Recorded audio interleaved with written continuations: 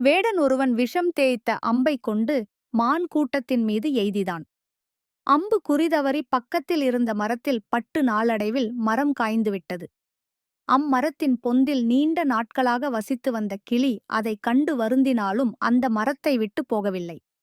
அக்கிளியின் அன்பைக் கண்டு தெய்வம் மனித உருவில் வந்து மரத்தை விட்டு விலகாமல் இருக்க கிளியிடம் காரணம் கேட்டது.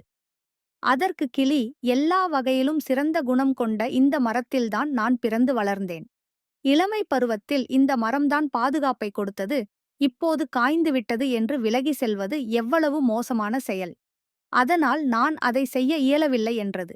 கிளியின் பரிவைக் கண்ட தெய்வம், உனக்கு என்ன வரம் வேண்டும், கேள் என்றது. அதற்கு அந்த கிளி, இந்த மரம் மீண்டும் பூத்து குலுங்க வேண்டும் என்று வரம் கேட்டது. இந்த கிளியைப் போல நாமும் நண்பர்கள் துன்பத்தில் பங்கு கொள்ள வேண்டும். அவர்கள் துயர் துடைக்க வழிவகுக்க வேண்டும். அதுதான் நல்ல நட்பாகும்.